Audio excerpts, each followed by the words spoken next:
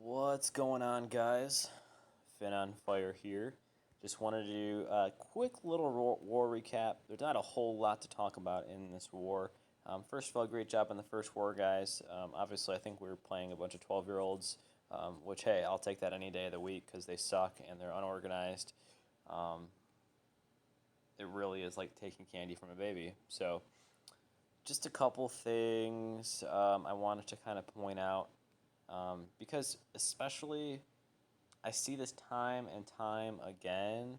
We continually run into clans where a lot of their Town Hall 10s will use this base. Like, 4 to 6 of them will all use this base. And we're not two-starring it consistently enough, and we need to be. This is such a common base. There's, of course, a bunch of different variations, but it's very common, and they all need to be approached a little bit differently. This one in particular has the corners out.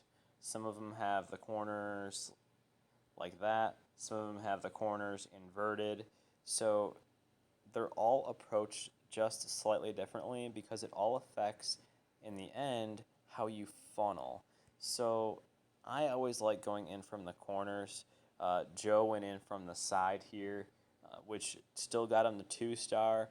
I still think he would have been a little bit more successful if he went in from the corners, especially if he had some witches, because those witches are going to, it's going to be an easy funnel, and those witches are really going to flood in, help take out these auxiliary defenses and buildings, and really allow that jump spell to come in and get those guys in the center.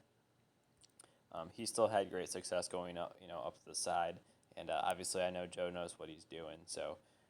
But, like I said, I just want you guys to see different perspectives and really just try to understand the bases and different ways of looking at them. Because when you can get really good at analyzing the bases, that's when your attacks are really going to start to come together and they're really going to make sense and you're really going to start to execute and your funnels are going to be perfect and you're really getting 2 stars on basically any base, if you have, max troops, it's going to be a walk in the park. And that's what the level I want to get to, especially for our Town Hall 10s, looking at this kind of stuff.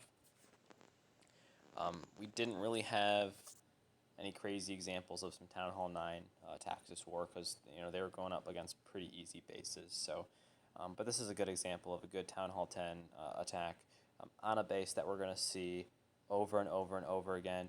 Guys, make go wipes or go wee wees or go wee weeps, whatever you want to call them. Just because I do think that witches, having at least 4 witches in this attack, I think just makes these attacks go better. But you'll find these bases all the time when you're searching. So take, an army and go searching for these bases and practice on them because you're going to see this over and over again in war until, the next great base design comes out. But this is very common right now. And like I said, here's another base that uses the same one. This guy's kind of got a little bit different style with kind of the trap going. It's going to basically force your troops to be funneled in a certain direction, and unfortunately, it made it difficult to get down to the town hall. So, this one maybe something where you want to try going from the bottom. I have never seen this style, but just another open base style. But I just want to keep moving along here. I don't want to make this too long, especially because I'm probably going to do a war strategy guide tomorrow for our next war. So I don't want you guys to be listening to, a half an hour war video every time we have a war. And just going back to the funneling, I want to point out, so here's another version of the same base, except not corners out. That was a pretty pathetic corner. That's a little better.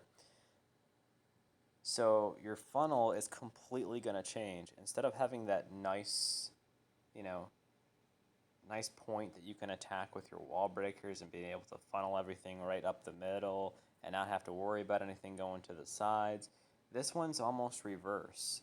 So you're gonna have it like that. It's basically gonna be like a bowl shape. So when you're launching your troops from up here, if you clear out these front buildings, they're going to start going to the sides because the sides are going to be almost, as close. So your range troops, like your queen and stuff, um, you could potentially lose those. So, you know, in my opinion, I think that the way to go about this particular setup would be to drop one golem here, one golem down the center, and one golem here. And this might be a situation where you have to bring some, extra wall breakers to break through, a couple layers of wall to make sure that all three of those golems can get through. But when you have those golems there, then you can pop wizards to, and just I'm not saying all your wizards. I'm saying a few of them at each spot up here. Once those buildings on the side go down, then launch all the, most of the rest of your wizards, P.E.K.K.A.s, and king and queen, and they're not going to go to the sides.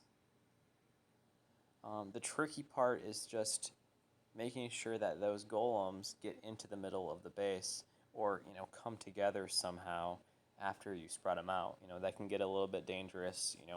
If you spread them out too far and they're trying to do some multi-point attack. So, but just something to think about. You just kind of have to look at the geometry and examine of how that's going to affect your troop launches. So, after he pulls the clan troops, we'll kind of see what happens here. So he's got kind of one golem over there. Wizard's kind of off center. So he doesn't end up taking out. Oh, he's got one wizard targeting the research facility. And that's because, and the wizards have already cleared out, the middle area. So luckily he did it just in time for his P.E.K.K.A.s to get there. But then his heroes came way too late, so there was nothing in here for the heroes to want to attack. See ya, heroes. Could have been a 2-star, ended up with no stars, and that's the difference. So when you're doing a go wipe, you just want to make sure that you're doing it consistently and doing the same thing every single time as far as how you launch your troops. You want your golems out, you want your wizards to funnel. Once there's a funnel, you're going to launch your P.E.K.K.A.s and your heroes and your witches, if you have witches, and then your wizards. The one thing I do like about what Captain did is he still has a few extra archers and barbarians. I think that is super important, and it's really a veteran move. I think that in any attack you should always have at least, I like to carry 8 to 10 extra archers or barbarians. Unfortunately, he didn't really have anything good to try to snipe to at least get the 1-star, but it's the thought that counts. But again, it's once we're in the habit of 2-starring these bases, we're going to be in a really good position to be winning wars on a very consistent basis. So that's pretty much all I wanted to talk about, is that particular base, because I felt that was kind of the highlight, not the highlight of the war, but something that we had to deal with that I felt that was important to share with this war. Not trying to take the bad from the good and be negative about a war, but for the most part, it was a pretty easy war, other than the Town Hall 10 attack. So practice the funneling. Hopefully what I said made sense. If you have questions, let me know. I'm happy to help, and hopefully everyone is getting some benefit from these videos. So, and of course, if you have any suggestions, anything that you want me to talk about, as far as something that you saw in a particular attack, I'm happy to to do an analysis and post a video about it. So thanks for listening, guys, and we'll talk to you tomorrow. Finn on Fire out.